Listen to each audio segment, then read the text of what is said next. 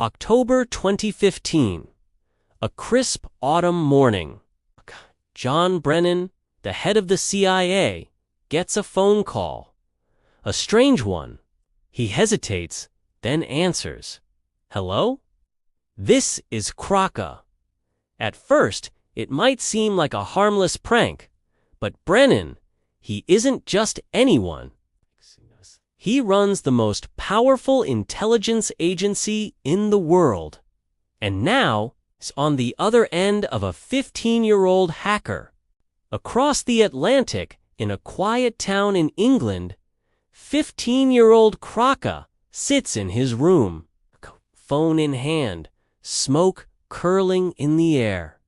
He leads a group called Crackas With Attitude, a band of young hackers who manage to embarrass U.S. intelligence to an unbelievable extent.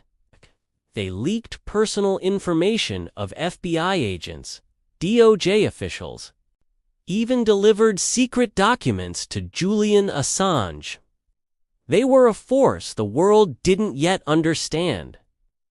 Meanwhile, in Virginia, another teenager, known only as Default, was discovering the thrill of hacking.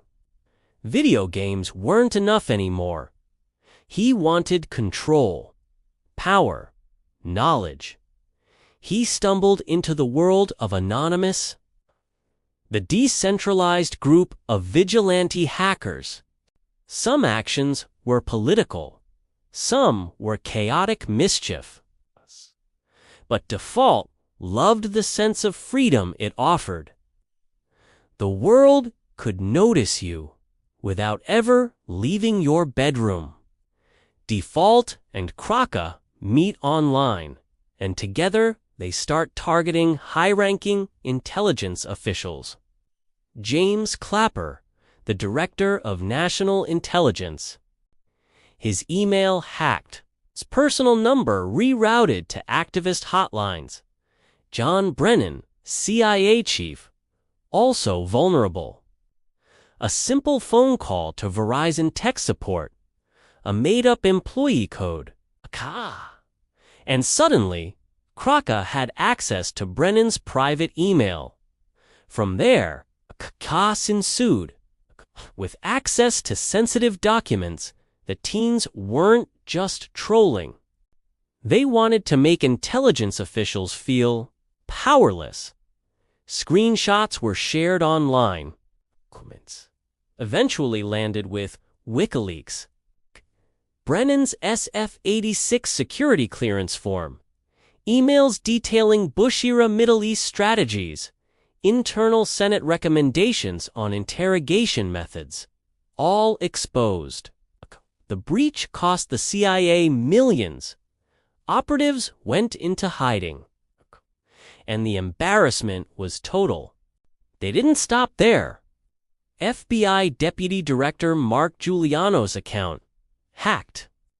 Databases with personal details of 9,000 DOJ employees and 20,000 FBI agents. Exposed records of U.S. prisoners, fellow hackers. Nothing was off limits. Every operation showed just how vulnerable the most powerful people in the U.S. could be. Of course, it couldn't last forever. Default's arrogance got the better of him. A drunken confession to a friend.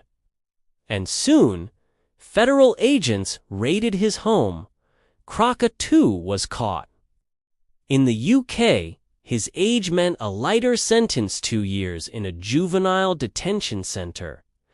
Default faced a 5-year federal sentence, $145,000 in restitution, and months in solitary confinement. These kids learned the hard way. Crossing the U.S. government isn't a game. But their actions inspired debates about surveillance, privacy, and the power of young minds in the digital age. Whether you're a principled whistleblower or a furious teen hacker, exposing the world's secrets changes everything. and it's a lesson digital rebellion comes at a real cost. The story of Kraka and Default reminds us that even the most secure systems can be challenged. And sometimes, a couple of determined teenagers can shake the foundations of global power. Remember, power isn't always where you expect it. Sometimes, it's hiding behind a screen.